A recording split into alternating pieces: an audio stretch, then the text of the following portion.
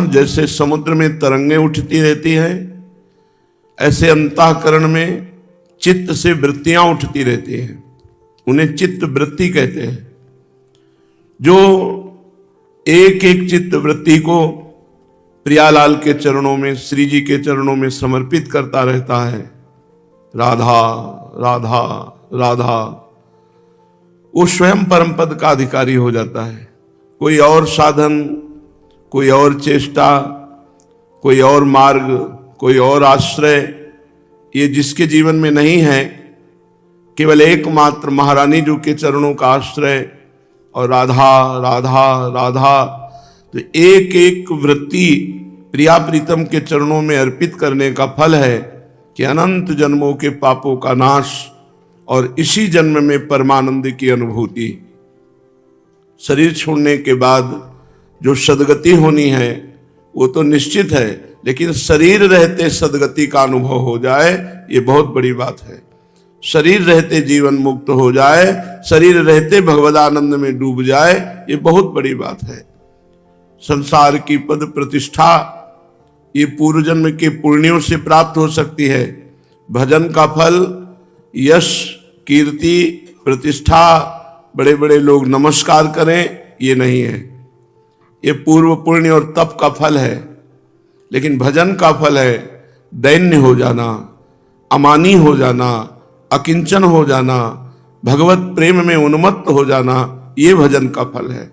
कहीं त्रिभुवन में किसी भी वस्तु, व्यक्ति, स्थान में राग ही न रह जाए, ये भजन का फल है। भजन का फल शरीर स्वस्थ रहना, अनुकूलता प्राप्त होना, धन प्राप्त होना, मान प्रतिष्ठा प्राप्त होना नहीं है। अच्छे से समझ लो, शुभ और तप, इन दो के द्वारा ये वैभव प्राप्त किया जाता है। भजन का फल है जिनका वैभव है उन भगवान को अधीन कर लेना, पर ऐसा कोई चाहता नहीं। प्रेमाधीन भगवान के प्रेम में कोई बिरला ही डूबना चाहता है, नहीं तो यही है कि हमारे भजन का फल अनुकूलता मिले, धन मिले, वैभव मिले, प्रतिष्ठा मिले, नाम हो जाए, ये सब मायाकृत, माया के ऊपर नहीं। माया के ऊपर त्रिगुणातीत भाव भजन है। भजनानंदी संत से या गृहस्थ से पूछा जाए कि आप क्यों भजन करते हैं, तो उसका उत्तर उसका केवल हृदय से निकले, भजन के बिना हम जी नहीं सकते, बस यह है भजन का फल। और जब भगवान अधीन हो गए तो फिर माया की बात क्या। इसलिए भजन मार्ग में चलने पर अगर कोई भी बाधा पहुंचाता है तो हम उसे स्वीकार नहीं करते हैं। श्रीपाद प्रबोधानंद जी कह रहे हैं, सा में न माता सच में पिता न, स में न बंधु सच में सखा न, सा में न मित्रम सच में गुरुर्ना, यो में न वृंदावन वास मादिशेत। जो मुझे वृंदावन वास करने में सहायता न करे, सहर्ष वृंदावन वास की अनुमति न दे, या वृंदावन वास में बाधा पहुंचा दे, वृंदावन का आश्रय वास लेकर निरंतर भजन करने की वृत्ति यदि हमारे अंदर उदय हुई है तो अनंत जन्मों के सुकृत फल गए।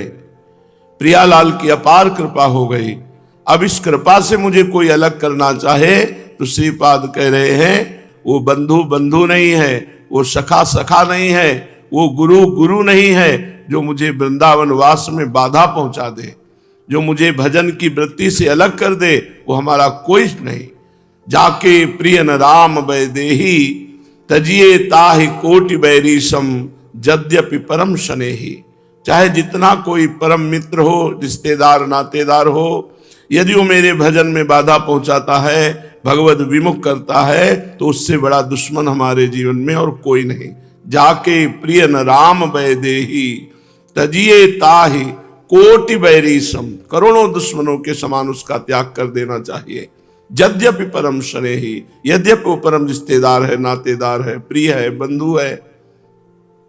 ये सिद्धांत भक्त को स्वीकार करना चाहिए। जो हमारे भजन में बाधा पहुंचावे, चाहे वो वस्तु हो, व्यक्ति हो, स्थान हो, उसका त्याग कर देना चाहिए। भजन ही हमारे जीवन का उद्देश्य होना चाहिए। तच्छास्त्रम मम कर्णमूलमपि न स्वप्ने पियायादहो श्री वृंदा विपिनश्च यत्र महिमा नात्यद्भुतः श्रूयते ते मे न दृष्टिपथं नयान्तु नितरां संभास्यतामाप्नुयुः ये वृंदावन वैभवे श्रुतिगते नोल्लासिनस्ते खलाः। वो बड़ा दुष्ट है खलाह, जो मुझे भगवान से विमुख करने वाली बातें सुनाता है। मुझे नहीं सुनना। ये बातें जीवन में धारण करने वाली हैं। जो भगवान से विमुख करने वाली बातें सुनाए मुझे नहीं सुनना।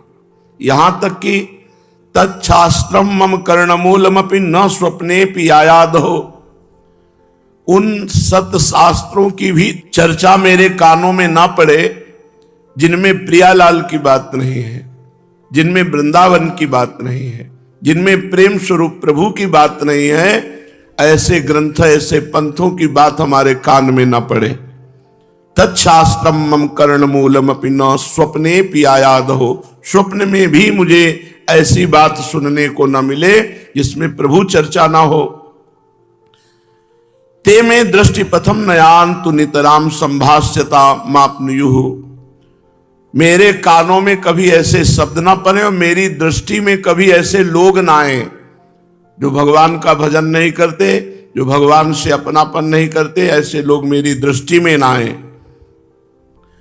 जो वृंदावन प्रिया प्रीतम भगवान नाम भगवत चर्चा सुनकर आनंदित नहीं होते, ऐसे दुष्ट लोगों का कभी मुझे संग न मिले। ऐसे भगवत विमुख लोगों का कभी संग न मिले। उन्हें तो मैं देखना भी नहीं चाहता और उनसे बोलना भी नहीं चाहता। ते में दृष्टिपथम नयान्त नितराम संभाष्यता, बोलना भी नहीं चाहता, देखना भी नहीं चाहता।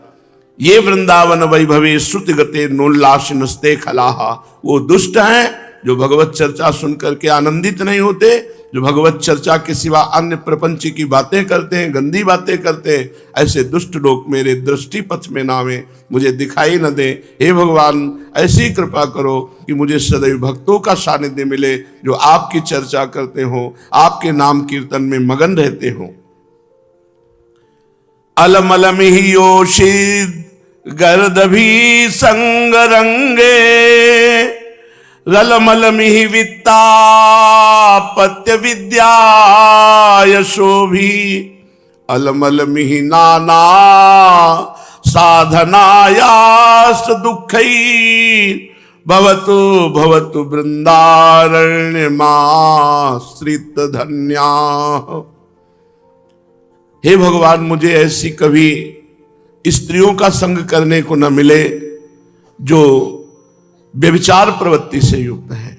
दूसरे श्लोक में मेरे कानों में सत शास्त्र की भी चर्चा ना पड़े जिसमें प्रियालाल की चर्चा नहीं, वृंदावन की चर्चा नहीं, भगवद यश नहीं, ऐसे शास्त्र ऐसे पंथों की वार्ता नहीं। मेरी दृष्टि पथ में कभी ऐसे पुरुष नामे जो भगवत विमुख हैं, जो भगवत चर्चा सुनकर आनंदित नहीं होते। ऐसे दुष्ट जनों का संग मुझे कभी प्राप्त न हो। बरुभल वास नरक करता था, दुष्ट संग जनि दे विधाता। भले नरक का वास मिल जाए लेकिन दुष्टों का संग न मिले।